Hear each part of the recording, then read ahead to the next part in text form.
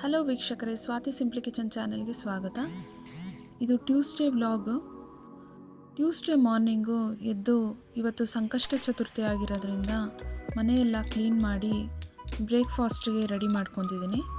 ನಾನಿವತ್ತು ಮೋಮೋಸ್ ಸಾಸ್ ಜೊತೆಗೆ veg puff, pizza puff ಹೇಗೆ ಮಾಡೋದು ಅಂತ ತೋರಿಸ್ತೀನಿ.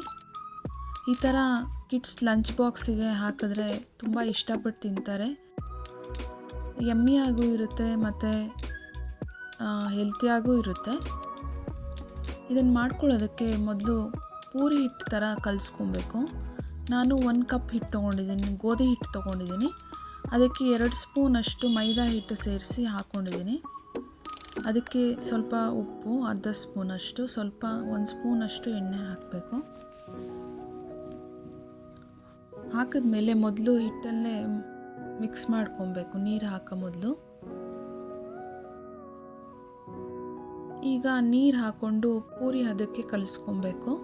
ಕಲಿಸ್ಕೊಂಡು ಹಿಟ್ಟು ಒಣಗ್ದ ಹಾಗೆ ಅದ್ರ ಮೇಲೆ ಸ್ವಲ್ಪ ಎಣ್ಣೆ ಸವರಿ ಒಂದು 10 ನಿಮಿಷ ಮುಚ್ಚಿಡಬೇಕು. ಟೈಮ್ ಇದ್ದರೆ ಅರ್ಧ ಗಂಟೆ ನೆನೆಯಕ್ಕೆ ಬಿಟ್ಟರೆ ಚೆನ್ನಾಗಿರುತ್ತೆ.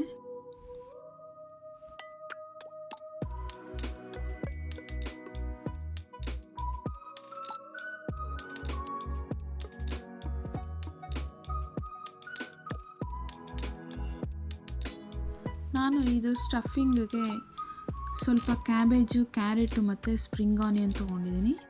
ಇದು ತುಂಬ ಕ್ವಿಕ್ಕಾಗಿ ಆಗುತ್ತೆ, ಟೇಸ್ಟು ತುಂಬ ಚೆನ್ನಾಗಿರುತ್ತೆ, ಮಕ್ಕಳಿಗೆ ಮಾತ್ರ ತುಂಬ ಇಷ್ಟ ಆಗುತ್ತೆ.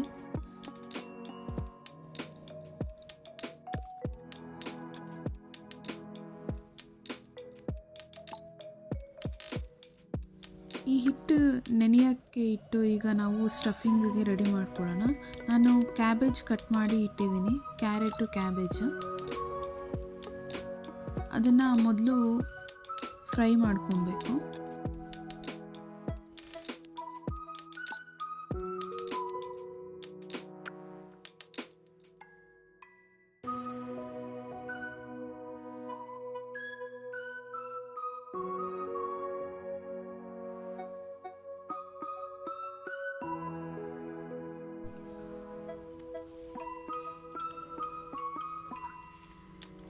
ಸ್ಟವ್ ಆನ್ ಮಾಡ್ಕೊಂಡು ಒಂದು ಪ್ಯಾನ್ ಇಟ್ಕೊಂಡು, ಪ್ಯಾನ್ ಬಿಸಿ ಆದಮೇಲೆ 3 ಸ್ಪೂನಷ್ಟು ಎಣ್ಣೆ ಹಾಕಿ, ನಾನು 1 ಬೆಳ್ಳುಳ್ಳಿನ ಸಿಪ್ಪೆ ಸುಲಿದು ಚಿಕ್ಕದಾಗಿ ಕಟ್ ಮಾಡಿ, 1 ಇಂಚಷ್ಟು ಶುಂಠಿನೂ ಚಿಕ್ಕದಾಗಿ ಕಟ್ ಮಾಡಿ ಈ ಎಣ್ಣೆ ಬಿಸಿ ಆದಮೇಲೆ ಹಾಕಿ ಸ್ವಲ್ಪ ಫ್ರೈ ಮಾಡ್ಕೊಬೇಕು.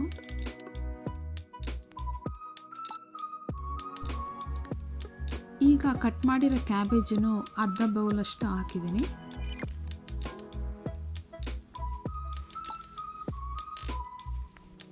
ಕ್ಯಾಬೇಜು, ಕ್ಯಾರೆಟ್, ವೆಜಿಟೇಬಲ್ಸ್ ಎಲ್ಲ ತುಂಬ ಕುಕ್ ಆಗಬೇಕು ಅಂತೇನಿಲ್ಲ, ಶಾಲೋ ಫ್ರೈ ಥರ ಮಾಡಿಕೊಂಡ್ರೆ ಸಾಕು.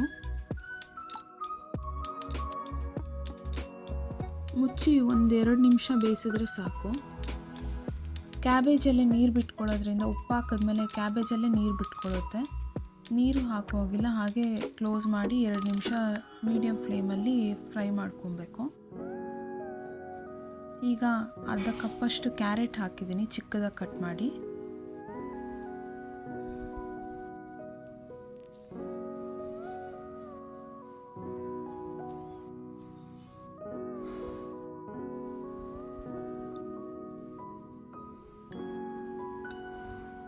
ಆಯಿಲಲ್ಲಿ ಒಂದು ಸರಿ ಹುರ್ಕೊಬೇಕು, ಅದು ಹಸಿ ವಾಸನೆ ಹೋಗೋ ತನಕ.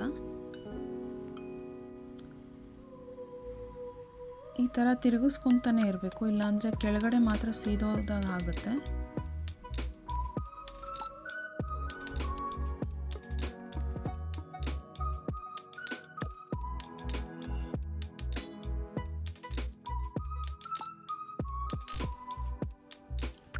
ಅರ್ಧ ಸ್ಪೂನ್ ಉಪ್ಪು.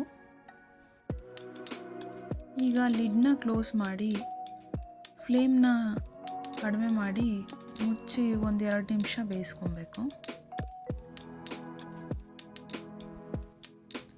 ಈಗ ಆಗಿದೆ. ಲಾಸ್ಟಲ್ಲಿ ಸ್ಪ್ರಿಂಗ್ ಆನಿಯನ್ ಹಾಕಬೇಕು. ಹಾಕಿ 1 ನಿಮಿಷ ಹುರ್ಕೊಬೇಕು, ಹಸಿ ವಾಸನೆ ಹೋಗೋ ತನಕ.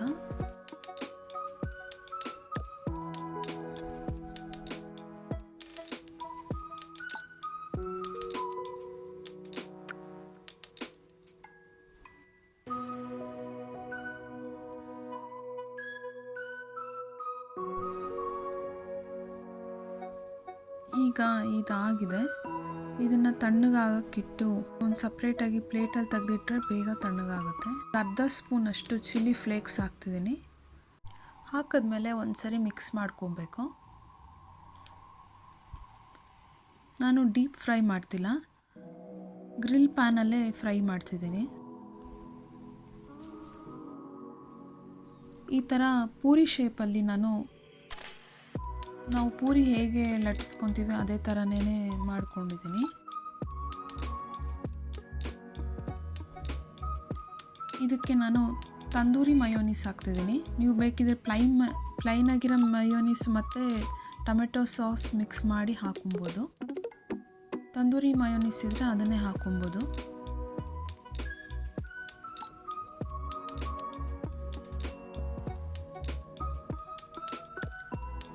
ನಾವು ಫ್ರೈ ಮಾಡಿಟ್ಕೊಂಡಿದ್ದಂಥ ಕ್ಯಾಬೇಜ್ ಮಿಕ್ಸ್ನ ಇದನ್ನು ಹಾಕ್ತಿದ್ದೀನಿ ಇದಕ್ಕೆ.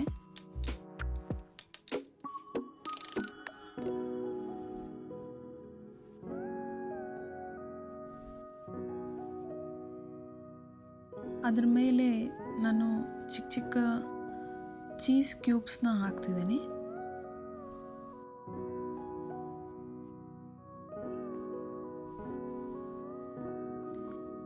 ಇದೆಲ್ಲ ಹಾಕಿದ್ಮೇಲೆ ಮಕ್ಕಳು ಇಷ್ಟಪಡದೇ ಇರೋ ಮಕ್ಕಳೇ ಇಲ್ಲ, ಎಲ್ಲರೂ ತುಂಬ ಇಷ್ಟಪಟ್ಟು ತಿಂತಾರೆ. ನೀವು ನಿಮ್ಮ ಮನೇಲಿ ಒಂದು ಸರಿ ಟ್ರೈ ಮಾಡಿ, ನಿಮ್ಮ ಮಕ್ಕಳಿಗೂ ಮಾಡಿಕೊಡಿ.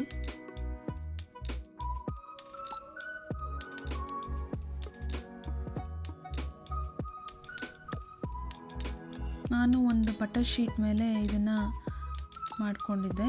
ಇವಾಗ ಹಾಗೆ ಫೋಲ್ಡ್ ಮಾಡೋದಕ್ಕೆ ಈಸಿ ಆಗುತ್ತೆ ಅಂತ.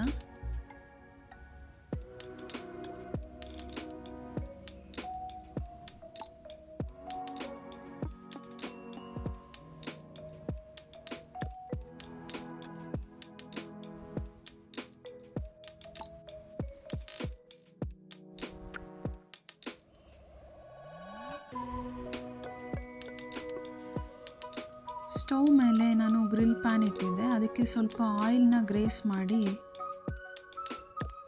ನಾವು ಸ್ಟಫಿಂಗ್ ಮಾಡಿಟ್ಕೊಂಡಿದ್ವಲ್ಲ ಅದನ್ನು ಇವಾಗ ಹಾಕಬೇಕು.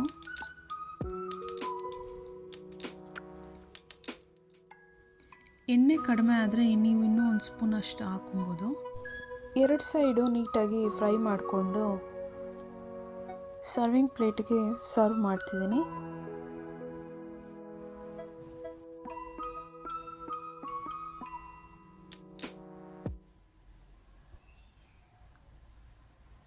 ಈಗ ಮೋಮೋಸ್ ಸಾಸ್ ಜೊತೆಗೆ ಪಿಜ್ಜಾ ಪಫ್ ರೆಡಿಯಾಗಿದೆ.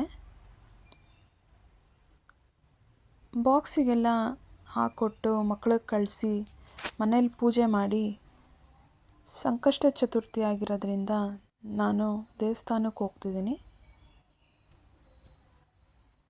ನಮ್ಮ ಮನೆ ಹತ್ರನೇ ಗಣೇಶನ ದೇವಸ್ಥಾನ ಇದೆ, ಆಂಜನೇಯ ಗಣೇಶನ ದೇವಸ್ಥಾನ. ಅಲ್ಲಿ ಇವತ್ತು ಗಣೇಶ ಹೋಮಕ್ಕೆ ದುಡ್ಡು ಕೊಟ್ಟಿದ್ವಿ. ಹೋಮ ನಡೀತಿತ್ತು. ಆದಮೇಲೆ ನಮಸ್ಕಾರ ಮಾಡಿಕೊಂಡು ಮನೆಗೆ ಬಂದು ನಾನು ಪುಳಿಯೋಗರೆ ಪ್ರೀಮಿಕ್ಸ್ ಮಾಡಿಟ್ಕೊಂಡಿದ್ದೀನಿ. ಅದಕ್ಕೆ ಸ್ವಲ್ಪ ಪೇಪರ್ ಅವಲಕ್ಕಿ ಮಿಕ್ಸ್ ಮಾಡಿಕೊಂಡು